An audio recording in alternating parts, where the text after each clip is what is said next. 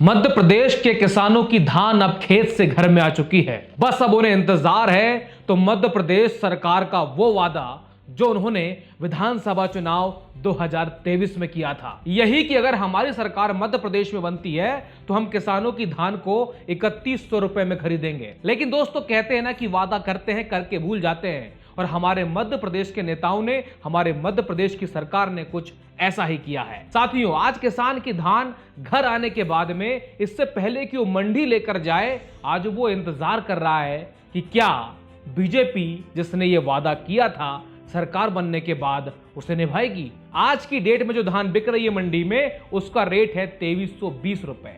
और हाँ, वो तो ए ग्रेड का है। अगर आपकी धान बी ग्रेड होती है तो मध्य प्रदेश के किसानों को मात्र 2300 रुपए उसका रेट मिलने वाला है। नमस्कार, मैं हूं देव पवार।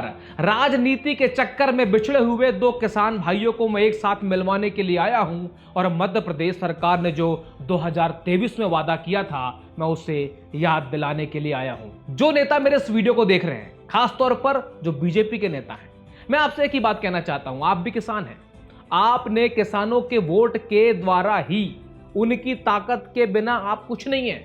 अगर उनके वोट आपको ना जाते तो शायद आप विधायक के सांसद ना बन पाते, शायद आप वो पन्ना प्रमुख भी ना बन पाते। लेकिन दोस्तों, मैं उनसे कहना चाहता हूं कि आप लोग अपने विधायकों को वाली बात याद दिलाइए, मुख्यमंत्री जी से वाली बात करिए। मैं कहता हूं पत्र लिख कर ही पत्र व्यवहार कर दीजिए, बट करिए तो सही। साथियों, विधानसभा चुनाव हुए थे 2023 में, आपने वहां पर बीजेपी को बम्पर जीत दी। मैं बता दूं आपको, कांग्रेस पार्टी जो ये मान चुकी थी कि हम इस बार जीत रहे हैं, क्योंकि इनके खिलाफ में एंटी इनकम्बेंसी थी। लेकिन ऐसा क्या हुआ भाई साहब, कांग्रेस ने अपनी जीत के पोस्टर भोपाल, जो हमारी राजधानी है, वहां पर जाके एकदम चस्पा कर दिए थे। हर नेता के अंदर एक ही बात थी कि बस इस बार हम लोग जीत रहे हैं। लेकिन अचानक ऐसा क्या हुआ कि कांग्रेस को हार का मुंह देखना पड़ा, और वो थे उनके झूठे वादे। क्योंकि जनता जो होती है बड़ी भोली भाली होती है, और नेताओं की बातों में, पार्टियों की बातों में बहुत जल्दी आ जाती है। हम भी फैसला बहुत जल्दबाजी में कर देते हैं। लेकिन उससे अच्छी बात आपको बताता हूं मैं, विधानसभा चुनाव का वादा पूरा भी नहीं हुआ था, और हमारे किसान साथियों के सामने फिर से एक चुनाव आ चुका था, जो था लोकसभा चुनाव। अब ये बहुत मजेदार बात मैं आपसे करने वाला हूं। ये बात बीजेपी को मालूम थी कि अगर हमने विधानसभा चुनाव का वादा पूरा नहीं किया है तो लोकसभा चुनाव में हमें हार का मुंह देखना पड़ सकता है। लेकिन आप तो जानते हैं, नेता बहुत चतुर होते हैं, ये पार्टियां बहुत चतुर होती हैं। उस झूठ को छुपाने के लिए उन्होंने फिर से एक नया झूठ बोला। लोकसभा चुनाव के टाइम पर आपको एक कहा गया कि अगर हमारी सरकार केंद्र में बनती है तो हम आपको, जो हमने घोषणा किया था 3100 रुपए धान, हम आपको उसका बोनस देंगे। अब लीजिए भाई, किसानों के अंदर फिर से खुशी छा गई कि यार, अगर मान लो हमने विधानसभा चुनाव में इनको इतना अच्छा वोट दिया, जिताया, सरकार बनी, और अगर थोड़ी सी गलती हमने कर दिया तो शायद हमें ये जो बोनस है ना, वो भी नहीं मिल पाएगा। फिर मैं आपसे कहता हूं, किसान बड़ा भोला होता है। किसान ने फिर से जो है एकदम ताबड़तोड़ वोटिंग करने के बाद में मध्य प्रदेश में लोकसभा चुनाव में 29 में की 29 सीटें, बहुत बड़ी बात बोल रहा हूं मैं आपको, 29 में की 29 भाई साहब, यहां तक कि खाता तक नहीं खुला कांग्रेस का। जो छिंदवाड़ा की सीट बीजेपी के हाथों से हमेशा जाया करती थी, अब बताइए इतने झूठ के बावजूद भी वो सीट बीजेपी के खाते में चली गई। और बता दूं मैं आपको, हालांकि इसके पीछे लाडली बहना का एक बहुत बड़ा हाथ रहा, और बहनाओं ने तो क्या ही बता दूं, बहना आपका क्या है कहना। आपने एकदम ऐसे ऐसे लोगों को विधायक और सांसद बना दिया आपने।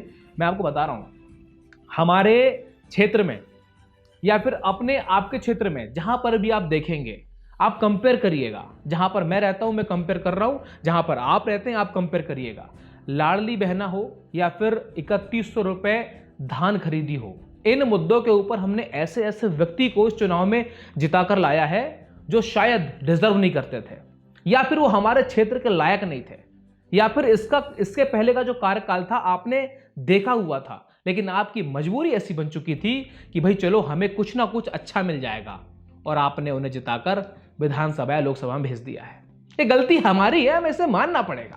हमारा पड़ोसी राज्य जिसको हम छत्तीसगढ़ कहते हैं, आज आप देख लीजिए, वहां पर भी इसी बीजेपी पार्टी ने, जो हमारे यहां पर जिनकी सरकार है, उन्होंने ही छत्तीसगढ़ में कहा था कि अगर हमारी सरकार बनती है तो हम छत्तीसगढ़ के किसानों को 3100 रुपए उनके धान का मूल्य देंगे। अब देख लीजिए, वहां पर सरकार बनी, 3100 रुपए मिल भी रहा है, एक अच्छी बात देखिए। अब वो क्यों मिल रहा है मैं आपको बताऊंगा।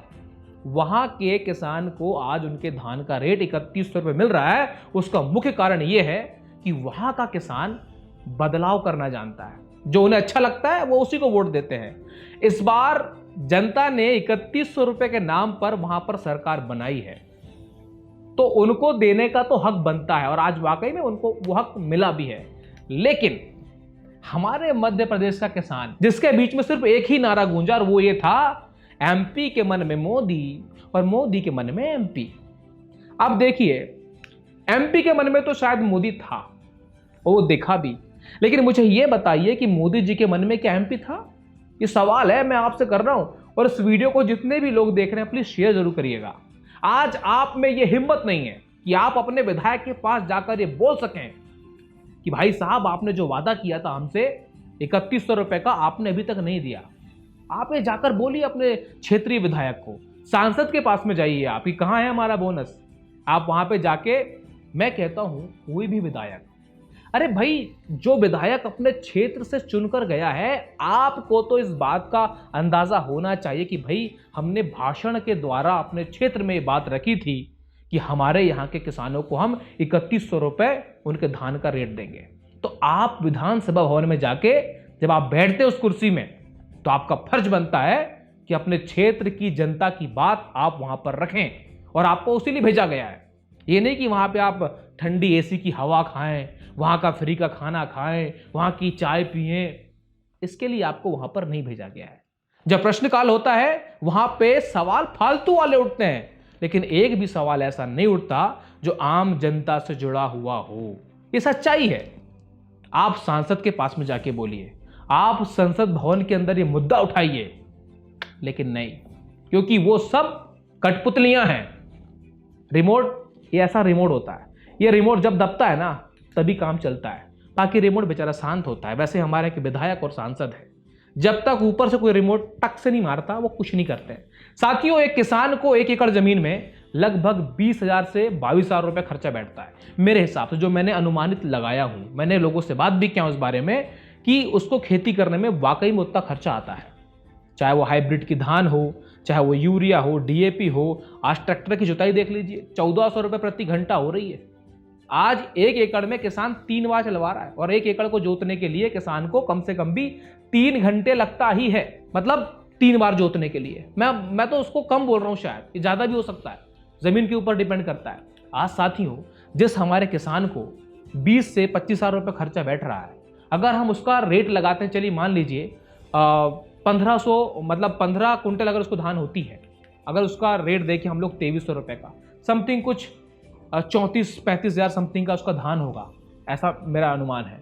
अब ये बताइए मुझे कि अगर उसके पास में छोटा सा किसान, जिसके पास में लगभग 5 एकड़ जमीन होती है, खर्च वर्च काटने के बाद में जो हमने 20-21 जो खर्च निकाला है, 13-14 जो भी उसको बच रहा है, एक अनुमानित मैं आपको बता रहा हूं, अगर मान लीजिए 5 एकड़ वाले किसान को खर्च काटने के बाद में 70,000 रुपये बच जाते हैं, माना कि, क्योंकि हमें तो आज तक वो सिखाया गया है ना, माना कि गणित में चला माना कि, अब सरकार भी बोल रही माना कि आपको 3100 रुपये मिल गए।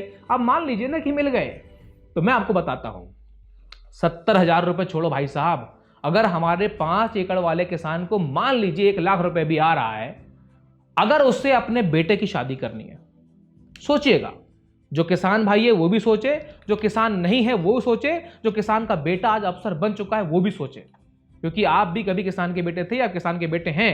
वो माना कि अब आपके जीवन में किसानी का उतना महत्व नहीं रह गया है, आप कलेक्टर बन चुके हैं या फिर आप टीचर बन चुके हैं, जो भी बन चुके हैं आप, लेकिन किसान के बारे में सोचना हमारा फर्ज है, क्योंकि हम जो अनाज खाते हैं वो भी किसान की मेहनत का, पसीने का होता है। अगर वो खेती करना छोड़ देगा तो हम लोग भूखे मर जाएंगे। खासतौर पर मैं तो खैर किसान का बेटा हूं और हम खेती भी करते हैं।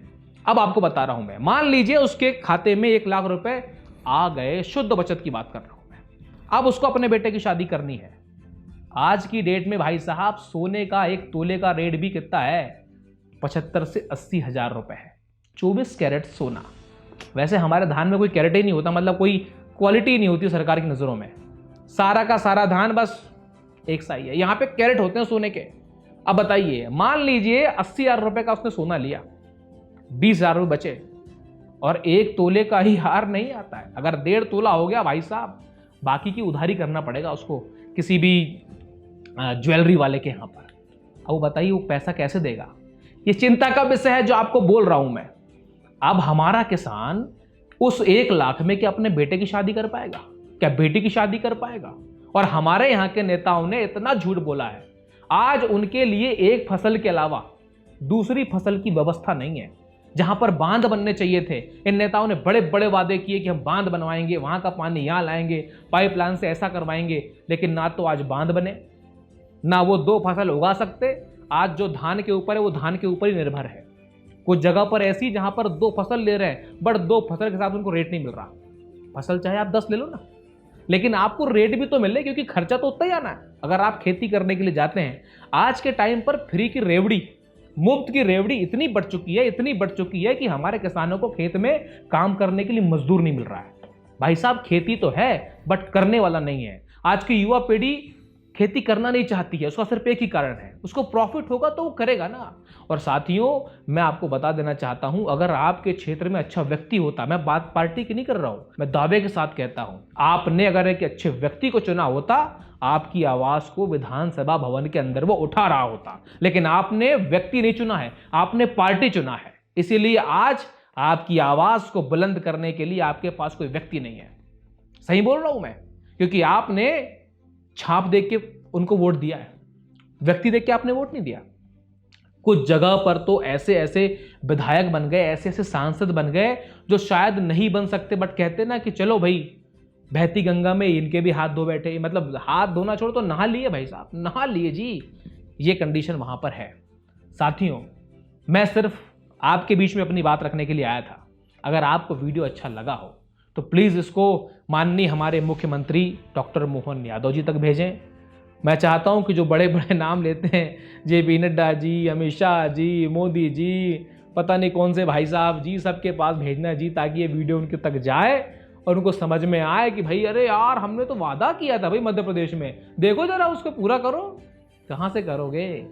लाडली बहना में जो रेवड़ी आप बांट रहे हैं, कर्ज में डूबते जा रहे हैं। साथियों, अगला वीडियो होगा मेरा लाडली बहना के ऊपर, क्योंकि मैंने जो है इसके ऊपर बहुत बहुत बहुत गहन अध्ययन किया है, काफ़ी मैंने सोचा है, मैंने काफ़ी कुछ पता किया है कि भाई साहब अगर ये योजना और चलती रही तो जो लोग अभी रोड पे मर रहे हैं ये ज़िंदगी भर मरते रहेंगे, क्योंकि आपके पास बजट ही नहीं होगा।